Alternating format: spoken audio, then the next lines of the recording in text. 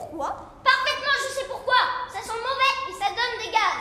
Et puis je m'appelle Duchou. Eh bien, pour moi, les militaires, c'est comme pour toi, le chou-fleur. Comment ça? Ça suffit, Aristide, ne me questionne pas.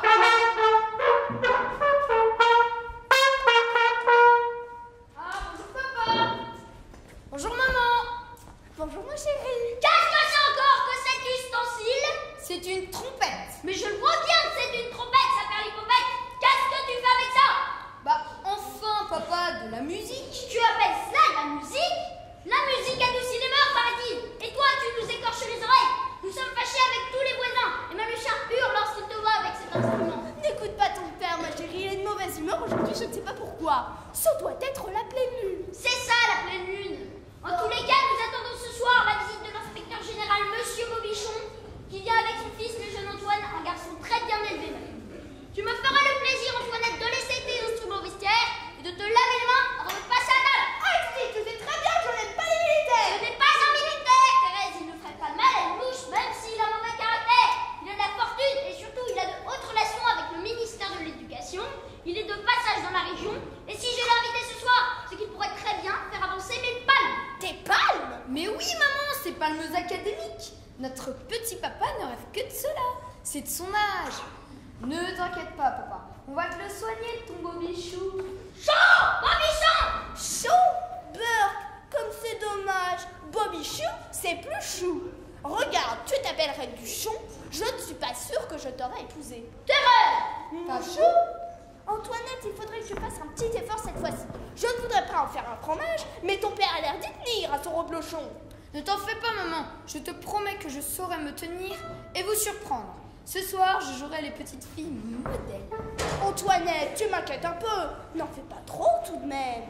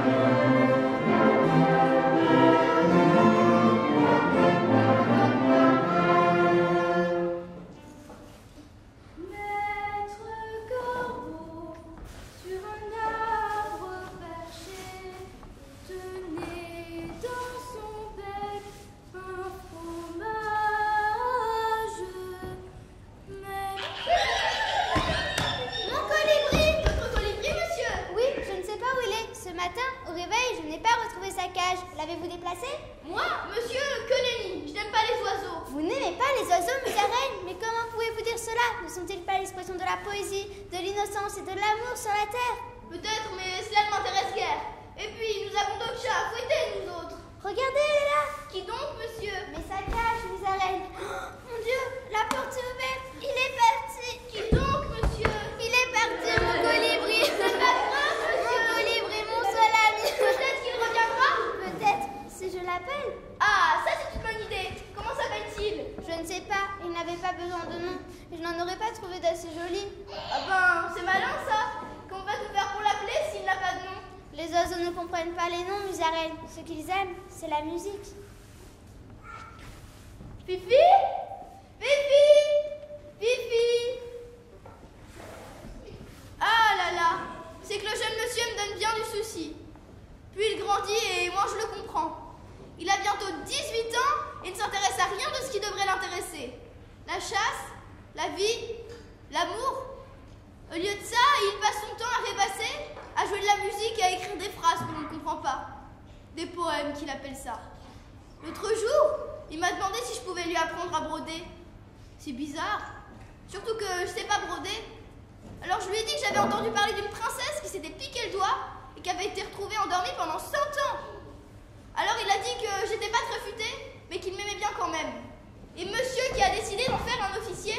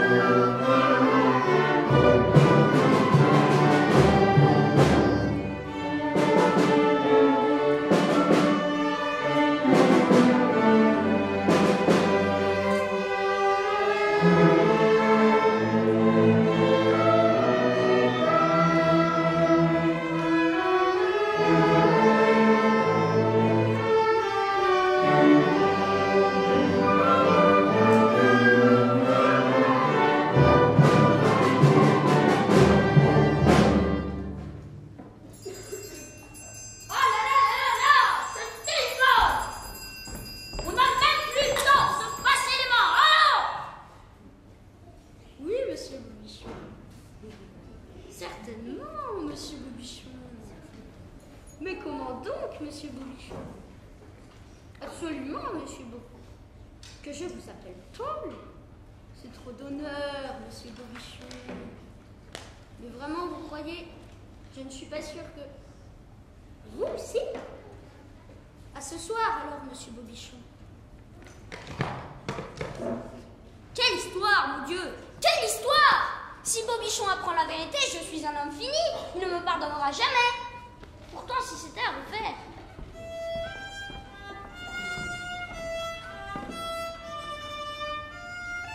Quelle jolie musique! On dirait comme une plainte. Y a quelqu'un? Bonjour monsieur. Bonjour mademoiselle. Je ne vous ai jamais vu, vous n'êtes pas d'ici? Non, nous sommes arrivés ce matin pour le travail de mon père et nous repartirons demain. C'est très joli cette musique, c'est de vous? Je ne sais pas, cela m'est venu comme ça. J'ai perdu mon colibri, alors j'ai pensé qu'en entendant cette musique, il aurait envie de revenir. Il est charmant! Voulez-vous que nous cherchions ensemble votre colibri? Je le veux bien, mademoiselle.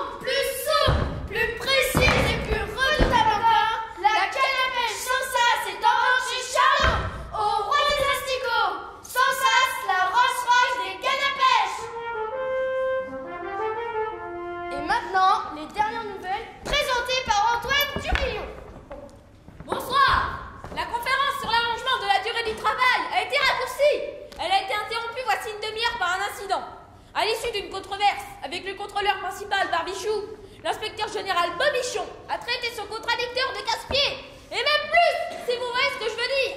Il lui a envoyé une chaussure dans la figure. Celle-ci a éclaté comme une vieille fille. Après avoir poussé un coup de pompe, Monsieur Barbichou a écrasé le pied de Monsieur Bobichon avec un presse-papier, pardon. Les pompiers sont intervenus et ont arrosé les participants. On déplore la noyade de 2 académiciens.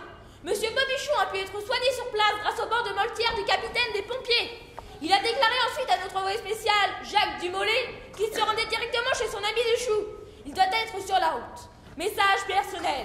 Fais gaffe, Duchou, il est complètement barge. Mon Dieu, mais il va éclater dans un instant, et d'une humeur massacrante. Thérèse, mon petit chou, nous sommes prêts, n'est-ce pas? L'apéritif est bien au frais avec les petits fours et les amuse-gueules. Mais oui, mon ami, tout est prêt et je t'ai même cuisiné ton plat préféré. Tu n'as pas fait ça. Mais si, mon ami, des pieds de cochon brisés à la mode de 5 minutes. Oh là là, salut. Qui je veux ouvrir? C'est curieux qu'Antoinette ne soit pas là. Monsieur l'inspecteur général. Appelez-moi Paul, je vous l'ai dit. Pas de cérémonie entre nous. Comment allez-vous, Jean-Bernard? Je vais très bien, merci mon cher Paul. Mais je ne m'appelle pas Jean-Bernard, je m'appelle Aristide. Ah oui, excusez-moi, je m'embrouille toujours dans tous ces noms composés. Oh, mais vous avez là une bien charmante épouse, Harry. Vos beaux yeux, chère madame, d'amour mourir me font. Oh, monsieur Bobichon! Bobichon, chère madame. Oui, je sais, ce nom est un peu ridicule, et j'aurais quant à moi préféré de beaucoup m'appeler Bobichou, avec ce petit côté vieille France, à la fois séducteur et coquet. Oh, mes chers monsieur, le chou va très bien. Je ne voudrais pas vous déranger, mon cher Paul, mais il me semble que vous seriez mieux assis dans un bon fauteuil. Nous avons entendu les informations. Ah oui, ce vieil imbécile de Barbichou m'a proprement écrasé le pied. Il faut dire que je lui ai bien arrangé sa vilaine figure. Il n'est pas prêt de se remettre à siffler. Nous avons du champagne à l'apéritif. C'est gentil, mais pour tout vous dire, et puisque nous sommes entre amis, je ne vous cacherai pas que rien ne me ferait plus plaisir qu'un bon bain de pied. Un bain de pied? Dans un grand verre? Dans une cuvette, chère madame, une cuvette. Un bon bain de pied, parfumé à l'essence de laurier et de quelques petits pétales de rose. Si vous avez cela en magasin, bien sûr. Pour le laurier, ça ira. J'en ai déjà mis dans le petit cochon. Cela sera parfait. Merci, charmante hôtesse. Où est passée Antoinette? Je croyais qu'elle devait servir à l'apéritif. Et le jeune Bobichon, il ne devait pas venir avec? Ils ne sont là ni l'un ni l'autre. C'est étrange. À propos, où donc est passée votre fille? Je grille d'envie de faire sa connaissance. On en a tant parlé. Oh bien, j'espère. Je me suis laissé dire que c'était une jeune personne qui ne manquait pas de caractère. Et je vous envie, Duchou. Mon Antoine, c'est tout le contraire.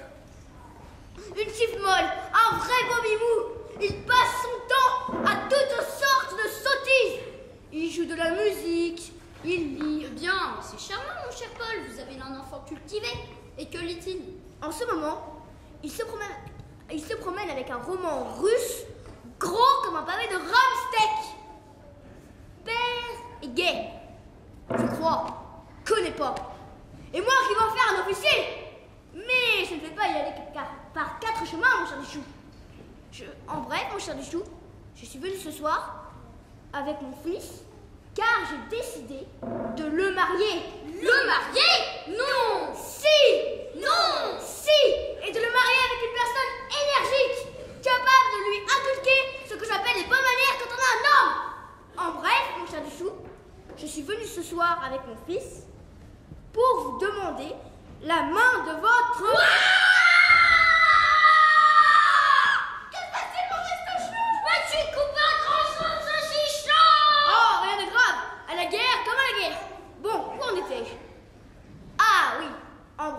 Duchou, je suis venue ce soir pour vous demander la...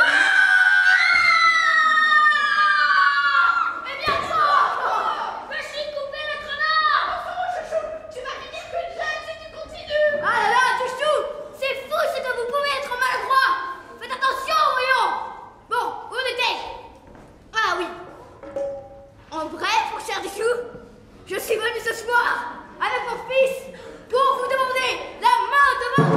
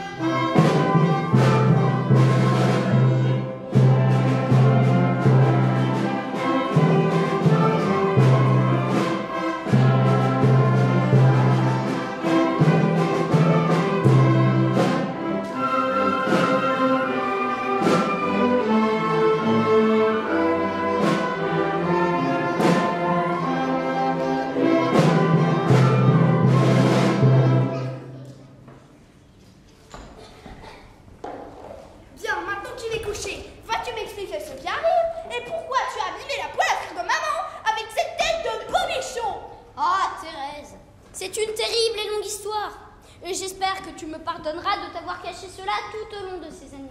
Mais je ne pouvais pas faire autrement. Je tremble, Aristide. Que vas-tu me raconter? C'était il y a 18 ans. Paul Bobichon et moi étions très liés. À l'époque, il était un jeune homme fringant et rêvait d'être militaire. J'en étais sûre.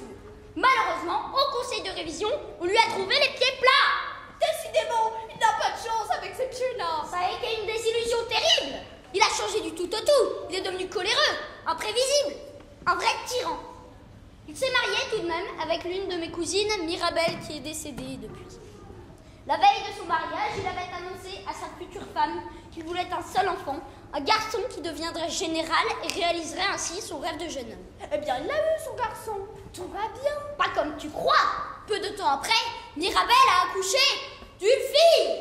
Oh, dépêche-toi, mon chou, on dirait Depardieu dans le conte de Monte Cristo. Affolée, elle m'a fait venir et m'a demandé d'aller déclarer l'enfant à la mairie comme un garçon. Et elle m'a fait jurer de garder le secret. Jésus-Marie-Joseph, attends, il faut lui être. Quand nous avons annoncé à Bobichon qu'il avait eu un garçon, il a été fou de joie. Il a appelé Antoine parce qu'il paraît que c'est un grand général chez les Romains. Mirabelle est morte peu de temps après et depuis, avec Paul, nous nous sommes perdus. Il a fait une grande carrière dans l'administration et même pour moi, il est devenu, monsieur l'inspecteur général, un étranger. Mais alors, que fait-il chez nous? Il est venu demander la main de notre fille pour son fils Antoine et cela ne se peut pas. Et pourquoi pas? Mais tu n'as donc rien compris, triple buse. Son Antoine, c'est une fille. On ne peut pas marier deux filles ensemble. Mais bien sûr que si. Ah, je ne suis pas idiote. J'ai parfaitement compris. Mais si je te dis, moi, que tout peut s'arranger, c'est que moi aussi, j'ai quelque chose à te dire. Ma pauvre Thérèse, il y a des moments où je me demande... S'il me manque une case, oui, je sais, et c'est très gentil à toi. Seulement, voilà. Ah, bonjour papa. Bonjour maman. Je vous présente Antoine, un ami que j'ai rencontré cet après-midi. C'est mon ami. Bonjour monsieur, bonjour madame. Papa, maman, vous m'avez souvent reproché d'être un garçon manqué et de ne penser qu'à m'amuser. Mais aujourd'hui, subitement, j'ai grandi. Et depuis que j'ai rencontré Antoine, je n'ai plus envie de partir à la chasse ou de monter à cheval. Je n'ai plus envie d'être général. Je veux me marier avec Antoine, rester auprès de lui pour toute la vie et lui donner de beaux enfants. Et...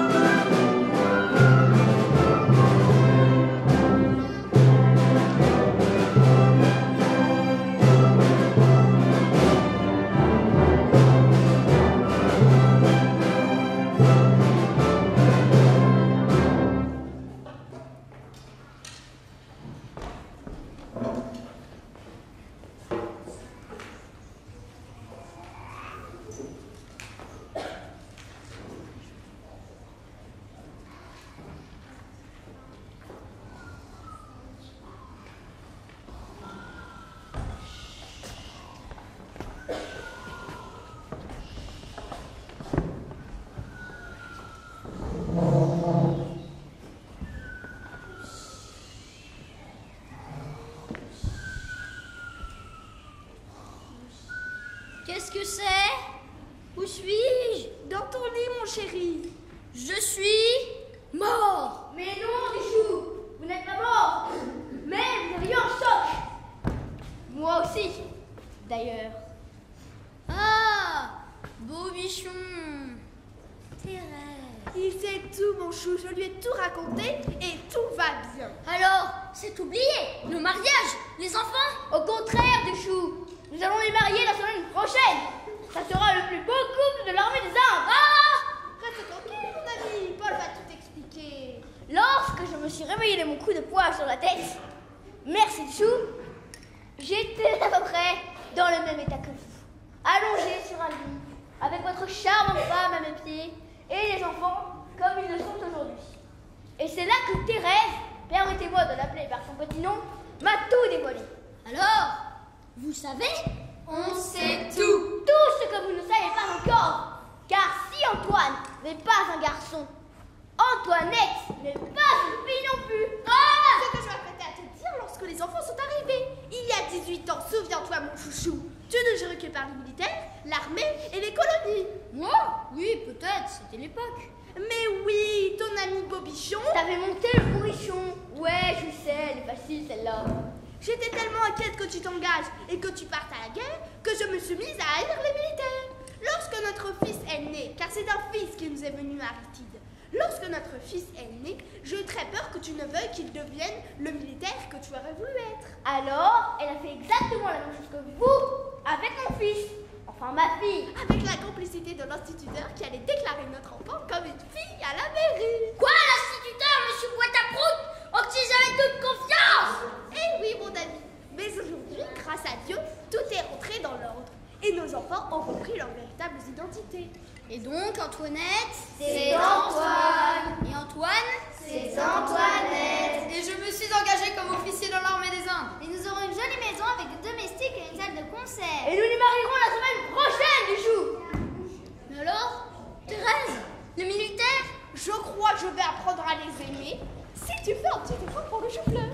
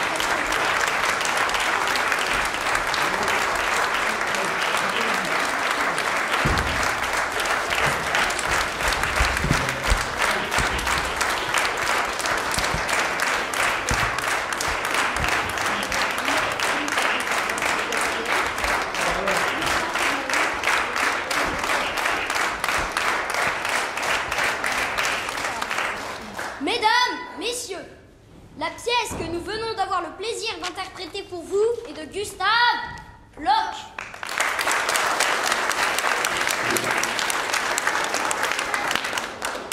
La musique était de Telemann, d'Anonyme du XVIIIe siècle et de Johann Strauss.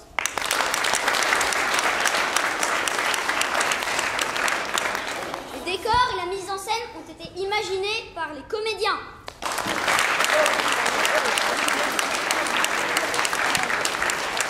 Les costumes ont été pensés et créés par Araminthe Mehmet.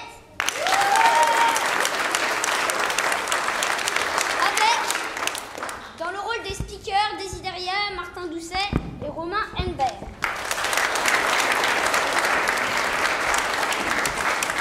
Dans le rôle de Musaraigne, Sarah Chaboch. Dans le rôle d'Antoine puis d'Antoinette, Clémence Rejard. Dans le rôle d'Antoinette puis d'Antoine, François Fabre.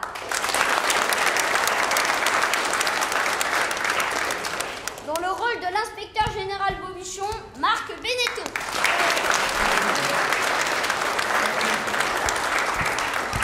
Dans le rôle de Madame Duchou, Ariane Québranton.